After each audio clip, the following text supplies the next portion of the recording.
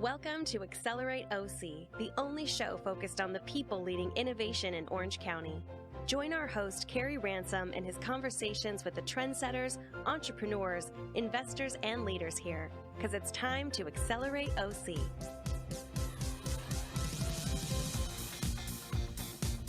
Welcome to Accelerate OC. I'm Carrie Ransom, and also thanks to my engineer Paul for making everything sound so good every time we're on.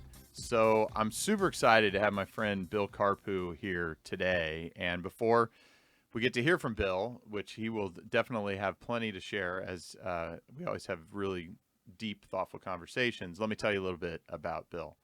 So he is currently the CEO of OCTANE, which is the leading organization here in Orange County for the technology and medical or healthcare technology business ecosystems. And OCTANE's mission is to connect people, resources, and capital together around those two areas.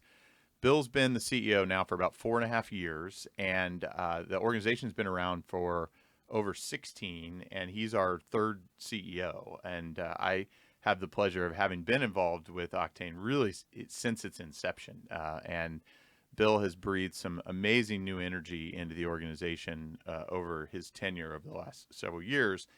And we're seeing it now have greater impact and broader impact than it's ever had in that entire time. And that's not to take away from Gary Augusta and Matthew Genucitis, who preceded him, but Bill has really been the right person for OCTANE at this stage of its growth and development, and they're starting to have really continue to have, but an increasing impact on our community.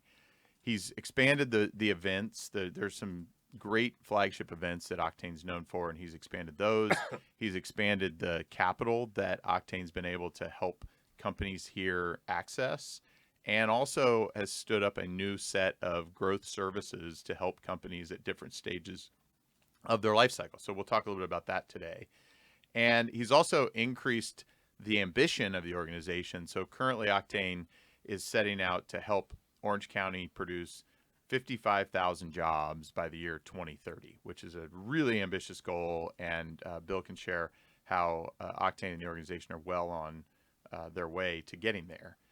He was responsible for launching this unique ophthalmology-focused venture fund called Visionary Ventures that at a time has been one of the most active investors in the country in that space, and also has gotten, I would say, global attention for the really unique model that it is employed as well. Before OCTANE, Bill was a partner at 2 different companies that help businesses with growth and profitability. He was a senior executive for a prominent private equity firm, Blackstone Group, and one of their portfolio companies, and he was also a senior executive at Icon Office Solutions. Like me, Bill's not originally from Orange County. He's a transplant like I am, but he got here and is deeply committed to making Orange County as awesome as it can be. He's a great cheerleader for all the things happening here in Orange County, particularly in the innovation ecosystem. Bill, it's great to have you here today. Good to be here, Carrie. And I'm thinking back on this. We should have just taped the conversation you and I had in the hallway the last 10 minutes. I mean, that's the genesis of everything that we're really trying to do here. So that's right. Thanks for having me. Yeah, great to have you. And it's funny, as I started Accelerate OC weeks ago, a lot of it was to try to record the conversations that I have the privilege of having with amazing folks like you. So thanks for coming on, and I look forward to talking more here in the next several minutes. So let's get to the starting line and tell the listeners how you became the CEO of OCTANE. So I had gotten to know Matthew Genucitis, and one of these, it's kind of a funny story because I've lived here since 1998. Mm-hmm. I was a transplant, and I'd heard of OCTANE, but had never attended any OCTANE events. And we hear that often, of course, unfortunately. Yes. And I had a private equity engagement that wound down, and I knew some of the board members, and they asked if I'd like to participate and join as the CEO. I knew Matthew, and I think one of the great things is you mentioned Matthew, you mentioned Gary, and what's enabled us to do what we've done over the last 4 years is the fact that Matthew left the organization in just tremendous shape.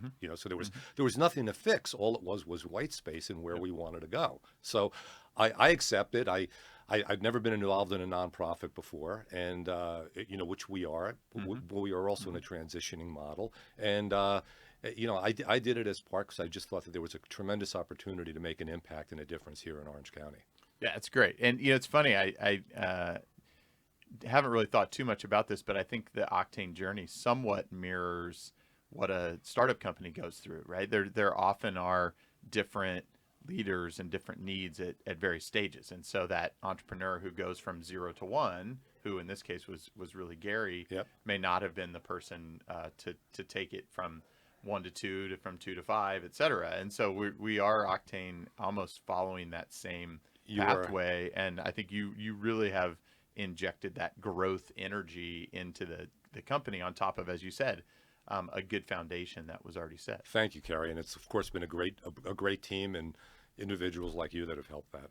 So you've been there 4.5 years. I feel like it's flown by. Maybe it's just me. I'll be curious how you think about it. But what do you think is your biggest highlight so far in your tenure? It has flown by, and without question, I have a great time every day coming to work. So that's one of the things that I think is really important.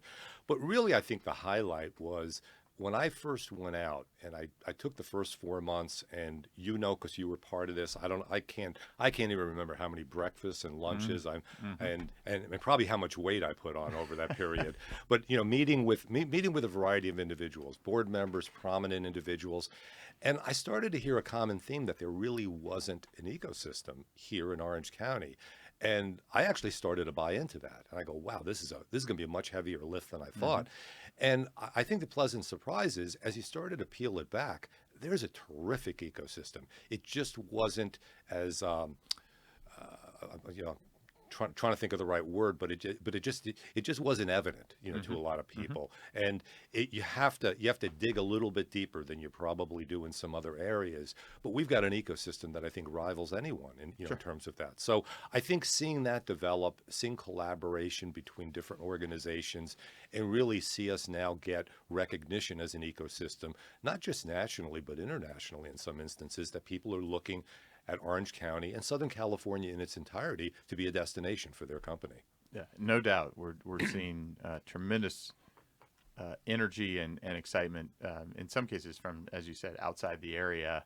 And I know we've talked over the years as well that at times we have to just make sure we're telling the folks here in Orange County about all the great things that are happening here, so that they can know and get excited about it. Well, you're right, and it's amazing when there's still individuals of prominence that I'll meet with, and when they kind of have a perception of OCTANE, and it's a perception of OCTANE from 2005. Sure. And we're a completely different organization, as we probably were 2 years ago and 3 years ago. So when you have that opportunity to sit down and say, hey, these are the things that are going on external to OCTANE and that OCTANE's impacting, you get a whole different perception on their part. So it's continuous education for everyone that's inside the ecosystem also. That's right. Yeah. Thus why we're sitting here this morning, right? Let's keep we have to keep telling the story and keep telling it. So not everything's perfect, of course. That's why we've got a lot of work still to do. What have you encountered as some of your biggest challenges so far in your time in OCTANE?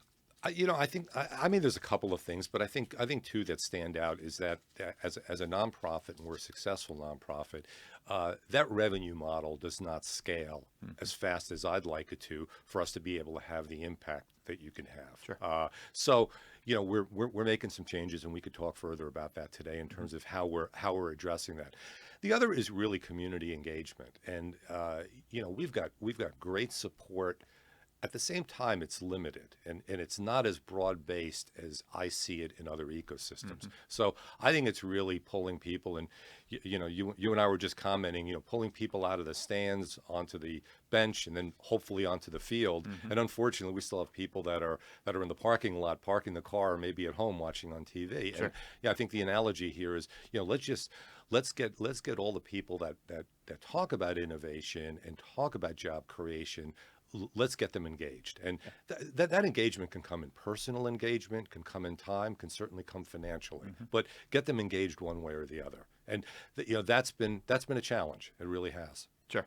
Well, and I think, it's funny, sometimes I'll just share things that kind of come to my mind from a comment like that. But as I think about it, no one can say they're not, in some respects, impacted by the innovation economy. Correct. I mean, the famous Mark Andreessen saying software is eating the world. If your business has not been touched by software, you better pay attention now, because you are going to see it. And that leads to different business models. That leads to all kinds of disruption of how work gets done. And so it seems like really anybody here has some point of view or some impact from innovation. And so the tent that we should be building for OCTANE really should be inclusive of anybody here. And Carrie, it's great that you say that, because I think one of the perspectives that we have is that when we looked at the different metrics that we measure success, and you start talking about capital raised and companies formed and industries that you're in, a lot of people can't identify with that. If you throw out and say we raised X amount of $1 million, some people think it's a lot, some people don't quite know. So the metric that we've really tried to coalesce around is job creation, and you mentioned that before.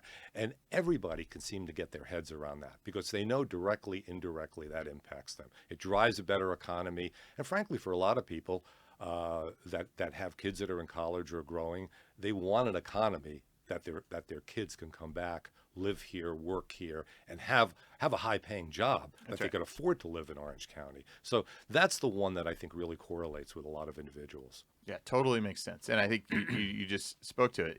These are really good jobs, too, that the companies coming through OCTANE, companies that are building next-generation science, next-generation solutions to key business problems in the world, are employing really high-wage, white-collar workers who are those high-wage jobs that can't afford to live here in Orange County and be part of the community. Correct. The average wage created will allow you to live here in Orange County.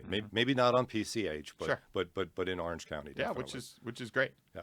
So let's go under the hood a little bit more, Bill. OCTANE's got some great momentum, as we've talked about. What are you most excited about as you think out over the next couple of years, and what's in front of you? I'm excited about the trajectory of the organization, the engagement with the community. But I think there's a couple of things right now that short term are really going to have an impact and change that trajectory. One is the recent announcement we made on OES, OCTANE Enterprise Solutions, and I think we may cover that a little bit deeper later. The other is really, if we talk about our technology event, and obviously you're familiar with that. You help us chair that committee. One of the things that we're working towards now for 2020 is to create it not as an OCTANE TIFF event for 2 weeks, but a celebration of innovation and an innovation week across Southern California.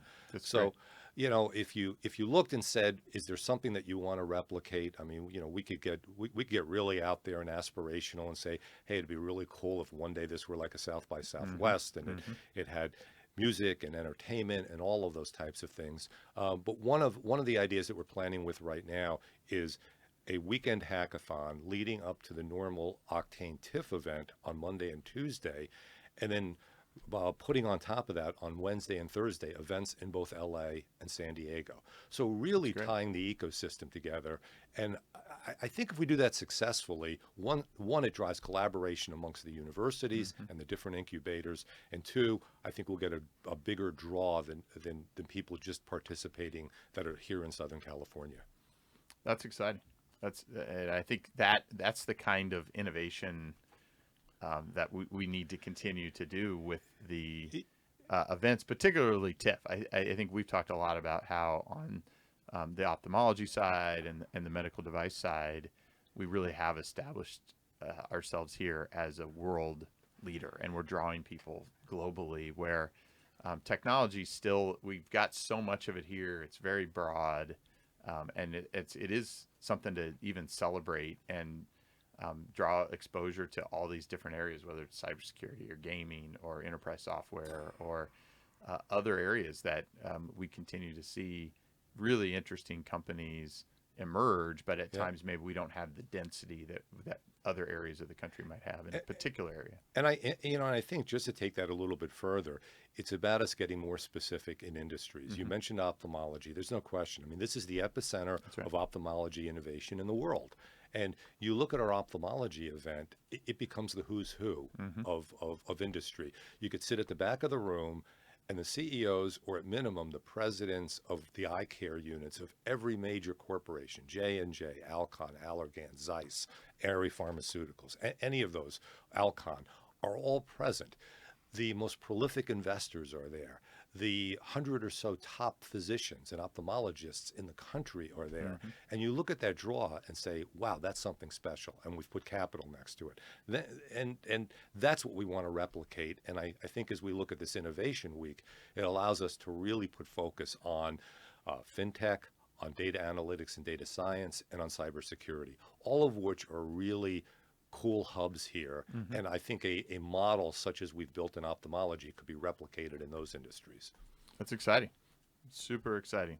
So one of the things that I originally got involved with 15, 16 years ago, and I think is one of the most unique and innovative programs that OCTANE has always had and maintained is Launchpad. I'm still amazed, just like the folks that are aware of OCTANE but have never been to an event, I'm still amazed how much it's not understood what Launchpad is. So this is another chance to tell the Launchpad story. Just can you share with the listeners a little bit about what it is and how it's worked and the impact that it is having? I'd love to. So Launchpad, we started Launchpad in late 2008. It with anything, it takes about a year to get going. So it was early 2010 before we started to create results on that. So when I give you some figures, it's from 2010 on. Launchpad is an accelerator, and it's intended to help early stage companies that are now prepared for more of an institutional round of funding become funded. So there's a couple of unique gates that a company needs to go through. If a company were to come to us and say, I've got a great idea, I've got a business, could you help me write a business plan? And at that stage, we're referring them into an incubator. So the key components are the company has to have raised capital, their angel and maybe early seed, friends and family. They have to have a business plan. They have to have a proof of concept and a management team either in place or identified. We speak with probably close to 350 to 400 companies a year and select 40 to really go through the entire process. So if you think about that, we've vetted almost 90% out. So thus, the 40 that go through, 86% are funded within a 16-month period. It's amazing. Which is an absolutely amazing statistic. So what that's done for us, it's become the envy of a lot of accelerators. We are continuing to stay true to our mission, is that we offer Launchpad as a pro bono for entrepreneurs. That's free. It's free. That's free, folks. Yes. We like to not say free because free doesn't necessarily have value, but this is high value. And frankly, if we add up the costs of the individuals that we put in the room and the mentors that we attach to this, a company would probably need to spend close to $50,000 to replicate people's time that they'll meet during this journey. It's a 16-week program. It's not a cohort that starts on a specific day. Just you enter as is. So if you look at a 16-week calendar, you'd see people in week 1 and week 15.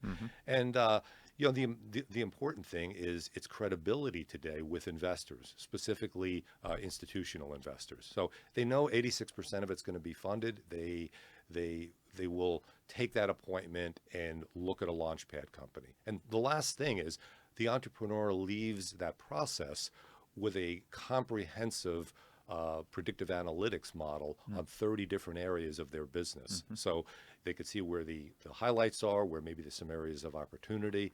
And so it's very selective. Yeah, and you also, I think the other thing, given that this has been around now for over 10 years, is you have a really strong depth of data, so that analytics model has a lot of history, and the predictiveness of it has, at least from what I've seen, has been shown to be very, very high, and that's valuable. When an entrepreneur is faced with, hey, here are some things in your business you need to really pay attention to, and now you've got data to back that up. That I think is super powerful and one of the unique elements of it. Yeah, let me just build on that for a second because I think you're right. I mean, data is king in everything today, and especially in venture investment when you don't really have EBITDA, and you need data to make a good solid decision. So we're ranking these companies against companies that have been funded, companies that didn't get funded, and that companies that actually had an exit. So they're ranked in deciles. So again, it's reliant on data. And if we had IP, if you really looked at OCTANE and said, what is our IP? Our IP is our data that we've captured over a 10-year period on this. Because anybody could probably replicate the model to some extent anyway, but they can't replicate the data and the reliance on the data. The other thing, Carrie, just I could talk about it here on the show. We're gonna announce it probably Thursday. Is in the first half of 2019. Launchpad and Launchpad alumni companies raised $306 million. Wow. It's a record for us, and it's actually last year, full year 2018, those companies raised $295 million. So we've eclipsed all of 2018 just in the first half. That's exciting. That shows more of this momentum that we all are clamoring and really trying to push for. So that's amazing. Thank you for sharing that. So, Bill, I've had the pleasure of being on the OCTANE board for a number of years, and I'm always awed by the group of folks that come to the board meetings that are participating and invested in OCTANE and in its mission and all that it stands for. I think other people from the outside are probably looking at this group too, going, "This is an amazing group of people. I'd love to be able to tap into them." How are you encouraging some of the CEOs and others of some of the most prominent companies here to participate in the building of our innovation community? Yeah, so our board is a typical nonprofit board. It's a little bit over 40 people, and I got to tell you, when I first joined, having come out of private equity, there was nothing more grueling than going through a Blackstone board meeting with 6 Blackstone bankers. Sure. And so I couldn't even imagine doing a board meeting with 42 people. But it's an incredible board. They're engaged. I think to your point, we get 33 to 35 people at each of the board meetings that we've got. And we really look at the board to be an extension of OCTANE. So, we ask for their participation in the meetings. We ask for them to be ambassadors. We ask for them to serve on committees. So we've got each board member on a specific committee. You happen to lead our technology, committee, and from that standpoint. So they also really support our 5 pillars of our strategic plan. So we built a strategic plan in 2018 for the first time. And that is to accelerate business formation and growth. And that centers around Launchpad, really, to create alternative and sustainable revenue, which is our OES model that we've just announced, which is to grow our core revenue, which is mainly our conferences and our sponsorship, to convene and enable the innovation ecosystem. And I think we continue to play that role, and really to build on our brand. And one of the things that we're working through is a brand refresh as we go through this year that we'll speak about at our next board meeting, and probably announce somewhere around MTIF or year end. Okay, very good. So a lot of the people that are really finding Accelerate OC to be interesting content and are listening or watching the show are early stage or aspiring entrepreneurs. We talked about once they get a little farther along, they could be a great candidate for Launchpad.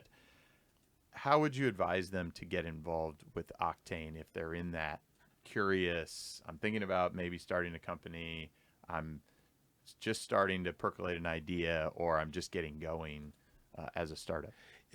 We tell people all the time, get engaged as soon as you can, as early as you can. We're one of many tools available. So we're not the only tool. So we're a valuable one, but we'll direct you elsewhere if it's more suitable. So if you're really early stage, we'll we may direct you into a university or into an incubator, but I think we could help give some direction. So it's really it's playing, it's getting on the playing field, getting engaged, participating, coming to the many programs and events, and meeting people, and putting yourself out there. I think that's the important thing. We're not if your first interaction with us is you now have created a company that needs money and you're trying to raise capital, that's kind of the wrong time. That's not the best time. It doesn't mean that we can't help you, but we could have done so much more to make that journey easier for you. Sure, that's a great point, and I think one of my experiences I've shared with many over the years, probably including you, is I meet a lot of people at various events here, and I think they are often looking for aspirin. They're looking for, or a Band-Aid, or I mean, they're looking for the answer today to this acute problem that they have. Yeah. And totally makes sense. But to your point, that's a hard place to start, where we need to build stronger bridges and more relationships that have trust and a desire to really help people. Because I think what we're really seeing an increasing number of people that are saying, I'm all in for Orange County. I'm going to invest in Orange County. I'm going to reinvest in Orange County. I want to stay here. How can I be a part of the solution? That's a longer term view than I have this pain. I need aspirin or Band-Aid today. And those exist. And obviously we want to try to help those folks. But I think that sometimes is where I see challenges is if you show up once and we never see you again, it's hard to feel like we can help. And I'll get calls where people will bump into me and they want the magic bullet. They want the answer. And it isn't. And it ends up being get engaged and see what's out there, and we'll help you do that. And we may or may not be the exact right place to help you at that time, but we'll surely direct you in the right in the right spot. Yep, that's great. So OCTANE founded, we talked a little bit earlier about Visionary Ventures, which is a really unique model for funding early stage companies in ophthalmology. Are there plans for other funds like that in other areas? There probably are. If you look at Visionary, and what's made it unique is the fact that it's very specific to an industry. It has industry expertise built into it. So a lot of the deal flow comes up from the physicians. We use Launchpad as a vetting mechanism, and then there's ongoing discussions with strategics, any of those big companies, to say, hey, how does this company need to look for you to be interested in potentially making a further investment, or frankly an acquisition? So you kind of get this roadmap, and we feel in having built that, and you were on the board in 2015. We talked about let's do a fund, and initially it was let's do a general fund, and I think we kind of backed into this, and I wish I could say this was really strategically placed, and we thought that this would have the type of outcome, but Visionary has proven successful. So I think as we look, we want to put capital alongside everything that we do. So there's probably a time that we will provide capital direct to fintech, analytics, and cybersecurity companies. We're probably a year and a half away from that. Okay. So I saw recently you were at the NASDAQ site making a big announcement and talking about OES, which you mentioned earlier. Can you share a little bit more with the audience about the services that you plan to provide there? Yes, OES is short for OCTANE Enterprise Solutions, and it is a separate entity. So as OCTANE is a general partner in Visionary, OCTANE will be the majority shareholder of OES. It will be a for-profit, and one of the really cool things about this, Carrie, is that as the majority shareholder, the profit from OES will flow back into the nonprofit and be able to be driven back into the community. There'll be 4 key areas that OES will focus to. One will be capital. So not just initial capital, but growth capital. So deep relationships, and we've got a director of capital markets that this is more than just a referral. This is taking your hand and putting you in front of strategic venture, institutional venture, family offices, and a private investor network. The second is more advisors. So how can we help you now build your business and get up the revenue curve? Is it sales and marketing? Is it operations? Is it manufacturing or FDA approval? How can we help speed that along? The third is a shared services platform that we've announced in partnership with RSM. So RSM is one of the leading accounting and audit firms in the world, is providing a back office infrastructure for entrepreneurs with the intent of that entrepreneur being able to focus on growing their business and not the stuff that they really don't do well. And the last is really a connection of talent. And how do we, there's probably not a day that goes by that I don't get either a resume from somebody qualified. I'm not talking about, somebody just desperate looking for a job, but somebody that's qualified, or a company that needs someone. And how can we do a better job of matching that up? So OES will be a fee-based model that will tie all of those things together, and it'll be the next step post-launch pad for companies. It will also be aimed at the SMB market that's out there that maybe has not had anything to do with OCTANE in the past, but those companies that have 50, 100, 200 employees may be stuck at 25 million in revenue and now just want to grow. So, we think it's an underserved market, and it will have the ability to really scale and build these businesses towards a revenue. That's super, super exciting. Well, unfortunately, Bill, Paul has given me the time sign, and I could sit here all day and talk about this. As you know, this is an area of deep passion and interest for me, as OCTANE has been a huge leader in helping to drive forward innovation and services to entrepreneurs like me through the 15 years that I've been here in Orange County. And so it's been a pleasure for me to be involved in that. Last final lap, I have to always get my guests to share some kind of either learning or lesson or piece of advice that they have for the community. So what's the one thing that you'd love to share with our listeners as a lesson or learning? I think a couple things. I think first of all, OC is a terrific spot to start your company. At the same time, we have a lot of work to do. So we need leadership. And it's really what I've learned is it's a team effort. So expand your thinking beyond the norm of what you would. Expand it beyond also just Orange County. And I think we look at this in a very unique way. And when I say that, this is not a national platform now, but we're looking at North and we're looking at South, and we've got a geographical advantage sitting in between San Diego and LA. And one of the components that we believe very strongly is that if in fact we elevate and help elevate all of Southern California, and when I say elevate, I mean use the resources that are surrounding us, everything it'll just be an easier lift. It'll be easier access for capital and expertise for those entrepreneurs. And at the same time, Orange County, we see evidence of this every day, Orange County will disproportionately elevate itself just because it's way easier for us to pull from the South and pull from the North. So don't think of the bubble, think of it beyond that. And all those resources that are available to you. That's great perspective, Bill. Thank you so much for coming in today, for taking all of us on this ride, sharing the OCTANE story. And Bill, thanks for leading by example in our community. Welcome to the Accelerate OC family. And, thanks for doing your part to Accelerate OC. Thanks a lot, Carrie. Enjoyed it.